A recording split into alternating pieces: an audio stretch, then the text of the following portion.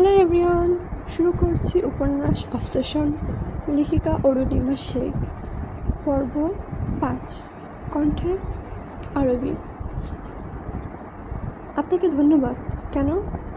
এই যে একটু আগে অলিভিয়া ম্যামের হাত থেকে বাঁচালেন। আসলে আমি তো এক কাপড়ে আপনার বাড়ি থেকে বের হয়ে এসেছি, তাই সাথে কোনো জামা কাপড় নিয়ে আসতে পারিনি।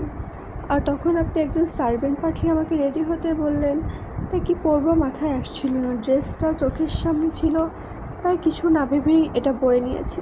ভাবতে পারিনি যে আজলান এসে ঠোঁটের উপর আঙুল দিয়ে তাকে চুপ করিয়ে দিল। তুমি বড্ড বাচাল মেয়ে, অযথা অনেক কথা বলো। আমি তোমার কাছে কোনো এক্সপ্লেনেশন চাইছি? অ্যাশ দুদিকে মাথা নাড়িয়ে জবাব দিল, তাহলে বলছিলে কেন যে কী করেছো কী না করেছো? যখন কোনো কিছু জানতে হবে তখন আমি নিজেই তোমার কাছ থেকে এক্সপ্লেনেশন নিয়ে নেব, বুঝছো? এখন চলো। কোথায় যাবো আমরা? আগে তো গাড়িতে উঠো, তারপর বলছি। না, আগে বলুন যে আপনি আমাকে কোথায় নিয়ে যাচ্ছেন। অ্যাশ চোখ সরু করে আজলানের দিকে তাকিয়ে বলল, আপনি আবার আমাকে বিক্রি করতে নিয়ে যাচ্ছেন না তো? আজলান অ্যাশের শিশুসুলভ কথা শুনে হাসবে নাকি কাঁদবে বুঝতে পারল না। তার কাছে নাকি তাকে কিডন্যাপার লাগছে যে তাকে বিক্রি করে দিবে। হ্যাঁ, আমি তোমাকে বিক্রি করতেই নিয়ে যাচ্ছি। তোমাকে বিক্রি করে যে টাকা পাবো তা দিয়ে আমি অলিভিয়াকে নতুন স্কেটার আর জিন্স কিনে দেবো। এবার চলো। অ্যাশ মিনমিনে বলল, আমি যা শুনছিলাম তা কি ঠিক? বড়লোকেরা কিপটেই হয়। কি বলছো? চলো। বলছি এটাই যে আমি আপনার সাথে কোথাও যাব না। প্লিজ বাচ্চাদের মতো করো না, গাড়িতে উঠো। অ্যাশ চিৎ করতে বললাম তো যাব না। সত্যি যাবে না? বললাম তো না। সত্যি তো? আজলান অ্যাশকে আর কিছু বলতে না দিয়ে হঠাৎ করে থেকে কোলে তুলে নিল। এই কী করছেন আপনি? আমাকে কোলে নিলেন কেন? নামান বলছি। তুমি যে এতক্ষণ বাচ্চাদের মতো করলে, আমি বাচ্চাদের মতো করছি তাদের কি, তাই বলে আপনি আমাকে কোলে তুলে নেবেন? তুমি বাচ্চাদের মতো করলে দোষ নেই, আর আমি বাচ্চা ভেবে কোলে তুলে নিলেই তো দোষ। আমি এখানে দোষগুণের বিচার করতে বসিনি। আমি আপনাকে নামাতে বলছি, আপনি আমাকে কোল থেকে নামাবেন। আজলান অ্যাশের কোনো কথা পাত্তা না দিয়ে তাকে গাড়ির সামনের সিটে নিয়ে বসালো। অ্যাশ বারবার গাড়ি থেকে বের হতে যাচ্ছিল, বিধে আজলান তার টাই খুলে অ্যাশের হাত বেঁধে দিল আর গাড়িতে রাখা টেপ অ্যাশের মুখে লাগিয়ে দিল, যাতে সে কিছু বলতে না পারে। এত কিছুর পরেও যখন সে দেখলো কোনোভাবে অ্যাশের কন্ট্রোল করা যাচ্ছে না, তখন সে অ্যাশকে বলল, তোমাকে কন্ট্রোল করতে না পারলে আমি কিন্তু নিজের কন্ট্রোল হারিয়ে ফেলবো। মনে রেখো, ভুল বোঝাবুঝির কারণে বিয়ে হলেও এখন কিন্তু আমি তোমার স্বামী। তোমার উপর এখন আমার সম্পূর্ণ অধিকার আছে। আজলানের কথার মানে বুঝতে পেরে অ্যাশ চুপসে গেল। আজলানও বাঁকা হেসে গাড়ির দরজা আটকে নিজের সিটে গিয়ে বসে পড়ল। অ্যাশ তার হাত থেকে টাই খুলে নিয়ে আবার পরে নিল। মুখ থেকে টেপ তুলে গাড়ির জানলা দিয়ে বাইরে ফেলে দিয়ে গাড়ি স্টার্ট দিল। অ্যাশের হাত থেকে টাই খুলে নিয়ে আবার পরে নিল এবং মুখ থেকে টেপ খুলে গাড়ির জানলা দিয়ে বাইরে ফেলে গাড়ি স্টার্ট দিল। গাড়ি থামলো একটা বহুতলা ভবনের সামনে। ভবন নয় ঠিক, এটা ট্রাকের সব থেকে বিখ্যাত শপিং মল, যেখানে পুরো অস্ট্রেলিয়ার এক্সপেন্সিভ প্রোডাক্টগুলো পাওয়া যায়। আজলান গাড়ি থেকে নেমে শপিং মলের ভিতরে ঢুকে গেল। অ্যাশ নির্বিকার ভঙ্গি এতে গাড়িতে বসে রইল, যেন মনে হচ্ছে আজলান যা ইচ্ছে করুক তাতে তার কিছু এসে যায় না। প্রায় 30 মিনিট পরে আজলান শপিং মল থেকে বের হলো, হাতে কতগুলো শপিং ব্যাগ। আজলান গাড়ির কাছে এসে শপিং ব্যাগগুলো অ্যাশের হাতে দিল। এগুলোতে কি আছে? ড্রেস। কার জন্য? তোমার জন্য। আমার ড্রেসের দরকার নেই। তাহলে কি বাড়িতে গিয়ে আবার অলিভিয়ার ড্রেস পরবে? আজলানের কথা শুনে অ্যাশ অগ্নিদৃষ্টিতে তার দিকে তাকালো। আমার দিকে ওভাবে তাকিয়ে লাভ নেই, ভুল কিছুই বলিনি আমি। সারা জীবন তো আর একটা জামা পরে কাটাতে পারবে না। অ্যাশও ভাবলো, এখানে সে বর্তমানে সম্পূর্ণ একা। এখানে থাকতে হলে তার এখন হোক পরে হোক আজলানের সাহায্য লাগবেই। তাই যখন সে নিজেই সাহায্য করছে তখন সেটা নিতে ক্ষতি কোথায়? অ্যাশকে নিশ্চুপ থাকতে দেখে আজলান শপিং ব্যাগগুলো নিয়ে গাড়ির পিছনে সিটে রেখে আবার বাড়ির উদ্দেশ্যে রওনা করলো। বাড়িতে পৌঁছানোর পর অ্যাশ আগে ভাগে গাড়ি থেকে নেমে শপিং ব্যাগগুলো নিজের হাতে নিয়ে নিয়েছে। অ্যাশের এমন কাণ্ড দেখে আজলান হেসে বাড়ির ভিতরে ঢুকলো। অ্যাশও তার পিছু পিছু বাড়ির ভিতরে গেল। বাড়ির ভিতরে ঢুকতে আজলানের তার মম ও ড্যাডির সাথে দেখা হলো। তারা ড্রয়িং রুমের সোফায় বসেছিল। আজলান, ইয়েস ড্যাড, শুনলাম বাংলাদেশ থেকে তুমি নাকি কোনো মেয়েকে নিয়ে এসেছো? হ্যাঁ। তা সে কোথায়? তাকে তো দেখছি না। ও আসছে। ইতিমধ্যে অ্যাশ ড্রয়িং রুমে পৌঁছে গেল। আজলান অ্যাশকে দেখিয়ে বলল, ও অ্যাশ আমার পার্সোনাল সেক্রেটারি। আজলানের মা কিছুটা ব্যঙ্গাত্মক সুরে বললেন, তো তুমি যে মেয়েকে এনেছো, মেয়ের ব্যাপারে খোঁজ খবর নিয়েছো তো, নাকি যাকে তাকে নিয়ে এসেছো? এখানে গিয়ে মেয়ের কমতি পড়েছে যে তোমাকে বাংলাদেশ থেকে একটা মেয়েকে নিয়ে আসতে হবে? তেমন কিছু না মম। তাহলে শুনলাম মেয়েরা নাকি আজকে না বলে অলিভার ড্রেস নিয়েছিল। তুমি অবশ্য এই মেয়েকে এই বাড়িতে রাখবে না কেন? অলিভিয়া মেয়েটাকে তেমন পছন্দ করছে না, আর আগামী মাসে তোমার অলিভিয়ার এঙ্গেজমেন্ট, সেটা নিশ্চয় তুমি ভুলে যাওনি। আমি চাই না এই মেয়ের জন্য তোমার আর অলিভিয়ার মধ্যে কোনো ভুল বোঝাবুঝি হোক। আজলানের এঙ্গেজমেন্টের কথা শুনে অ্যাশের মাথা যেন চটকে দিয়ে উঠল। সে আর কোনো কথায় কান দিতে পারল না। তার মাথায় এখন একটা কথাই ঘুরছে, আগামী মাসে আজলানের অলিভিয়ার এঙ্গেজমেন্ট। অ্যাশের চোখের কান্নে জুড়ে অশ্রুধারা বইতে লাগলো। মায়ের কথা শুনে আর অ্যাশের চোখে পানি দেখে আজলানের যেন মাথায় রাগ উঠে গেল। সে তার মায়ের কোনো কথা উত্তর না দিয়ে ওই অবস্থায় অ্যাশকে নিয়ে চলে আসলো। পেছন থেকে তার মা বাবা তাকে বারবার ডাকলেও সে সেদিকে একবারও ফিরে তাকালো না। আপনি যে তখন রাগের মাথায় বাড়ি থেকে আমাকে নিয়ে বের হয়ে আসলেন, এখন আমরা কোথায় যাচ্ছি? তোমার কি মনে হয় আমার একটাই বাড়ি? এই আজলান ড্রেক চাইলে এখন একটা বাড়ি কিনতে পারে, এতটুকু সামর্থ্য আমার আছে। এটা বলে আজলান অ্যাশের সাথে গাড়ি নিয়ে বেরিয়ে পড়ল কোনো অজানা গন্তব্যে। অ্যাশ আর আজলান দাঁড়িয়েছে একটি ডুপ্লেক্স বাড়ির সামনে। বাড়িটার লোকেশন লোকালয় থেকে অনেকটা দূর। আশেপাশে তেমন একটা বাড়ি নেই বললে চলে। এদিকে মানুষ আনাগোনা অনেকটা কম, যার কারণে পুরো এরিয়া জুড়ে কেমন একটা ভুতুড়ে ভাব। এটা কার বাড়ি? আমার। আপনার?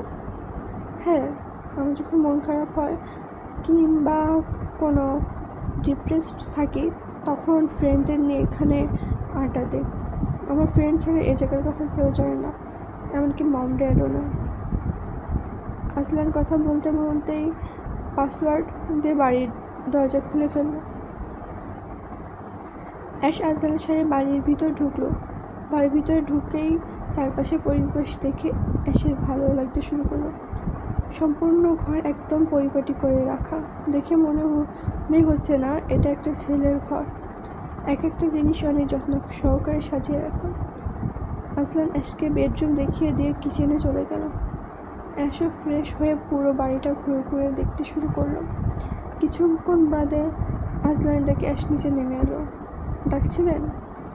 খিদে পেয়েছে, খাবার নিয়ে এসো।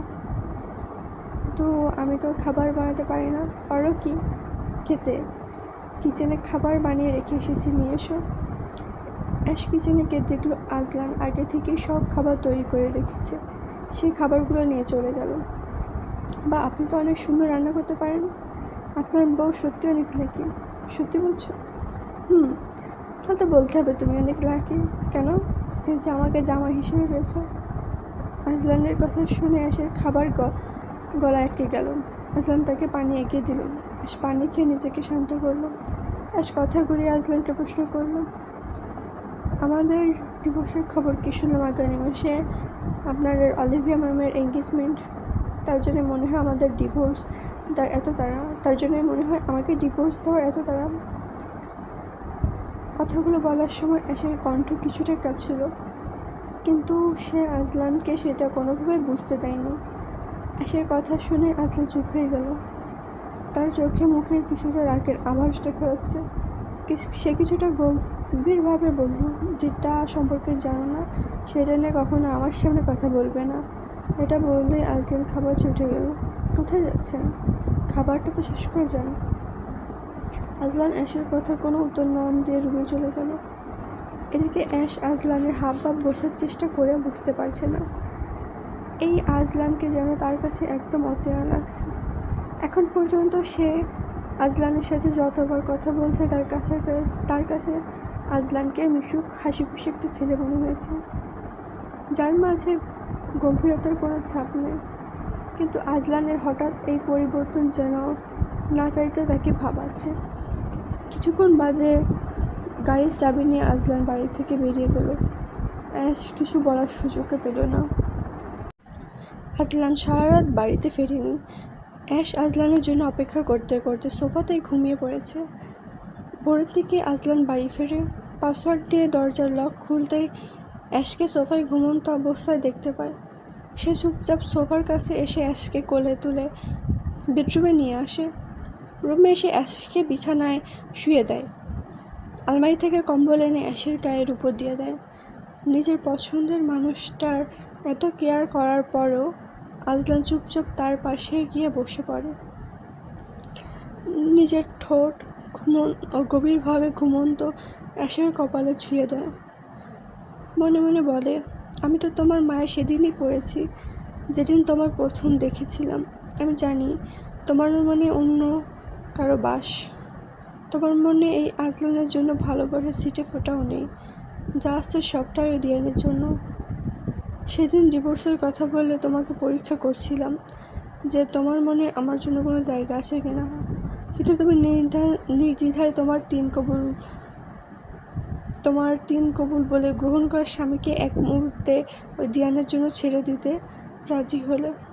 বাট বিলিভ মি মায়াবতী, আমি তোমাকে এতটা ভালোবাসবো যে তুমি চাইলেও দিয়ানকে আর মনে আনতে পারবে না। তোমার মনের প্রত্যেকটা কোণায়, শরীরের প্রত্যেকটা ভাঁজে শুধু এই আজলান বিচরণ করবে। ট্রাস্ট মি, এমনটাই হবে। এটা বলেই আজলান রুম থেকে নিঃশব্দে বেরিয়ে গেল। ঘুমন্ত অ্যাশ আজলানের থেকে পাওয়া প্রথম স্পর্শ অনুভব করতে পারল না। সকাল 7টার দিকে অ্যাশের ঘুম ভাঙল। ঘুম ভাঙতেই সে সারা ঘরে একটা ম্যানলি পারফিউমের ঘ্রাণ পেল। চোখ মেলে সে নিজেকে বিছানায় দেখল।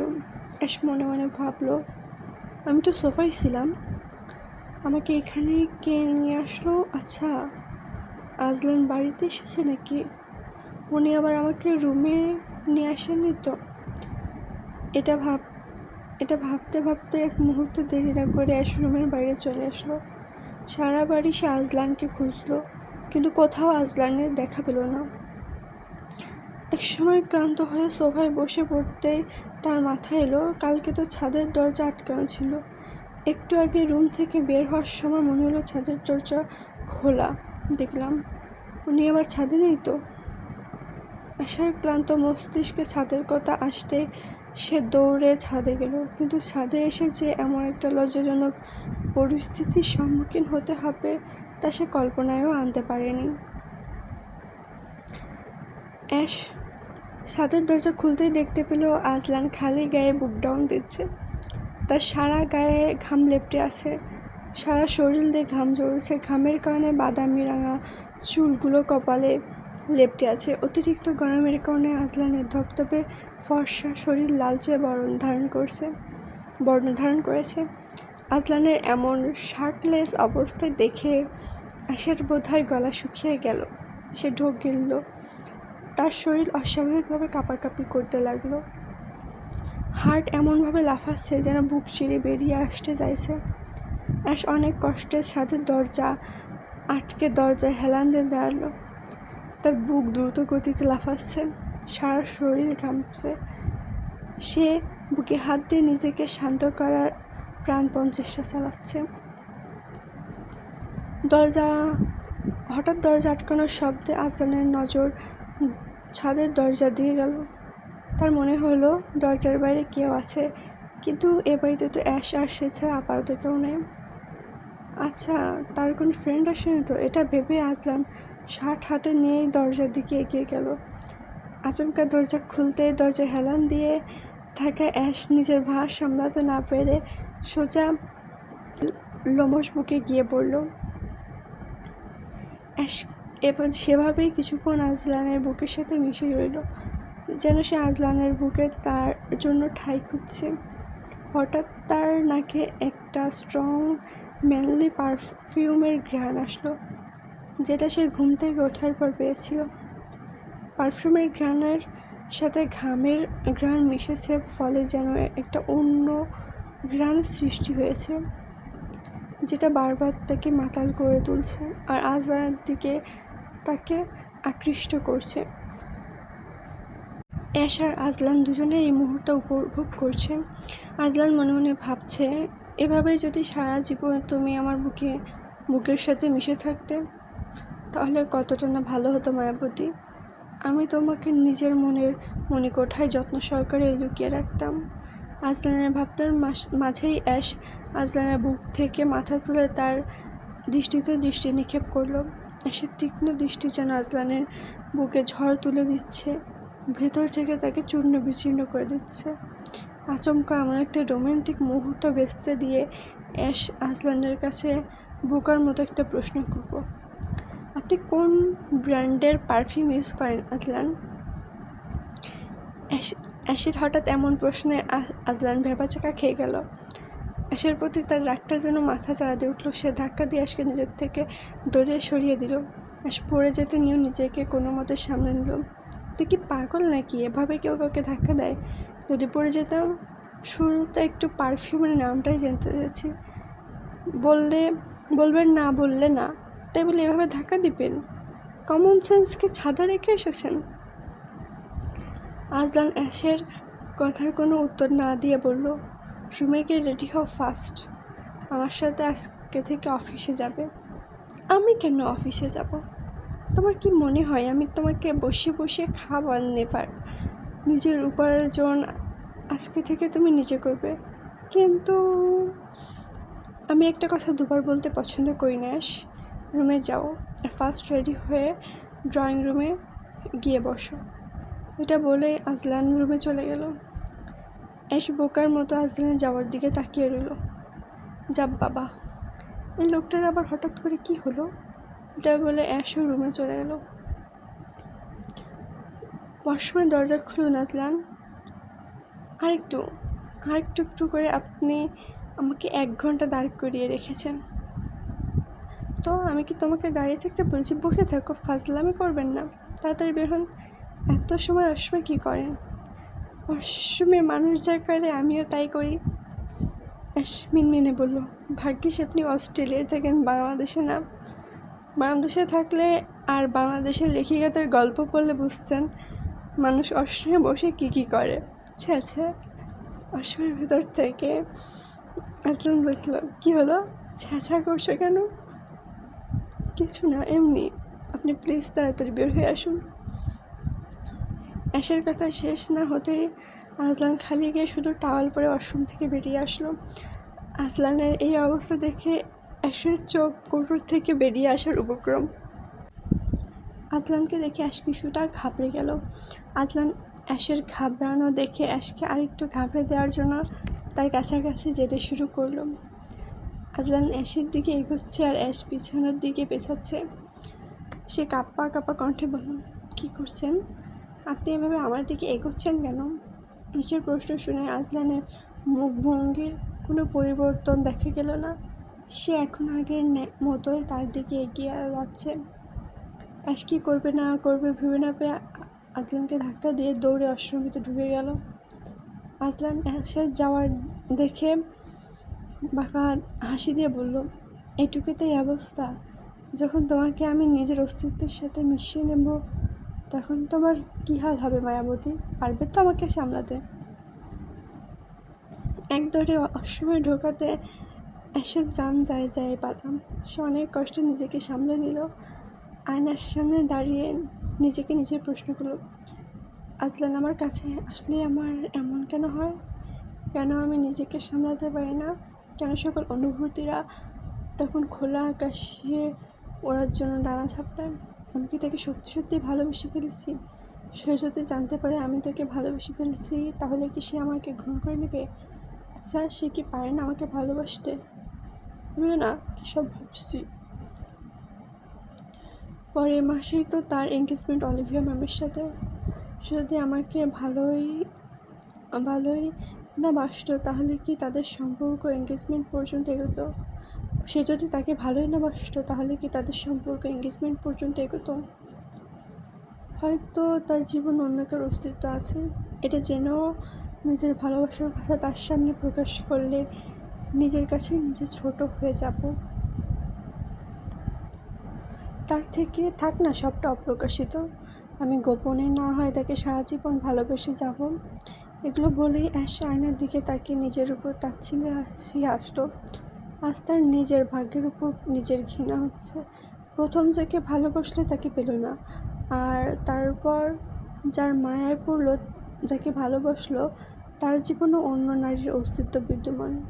কথায় আছে না, অভাগা যেদিকে যায় সেদিকেই নদী শুকিয়ে যায়।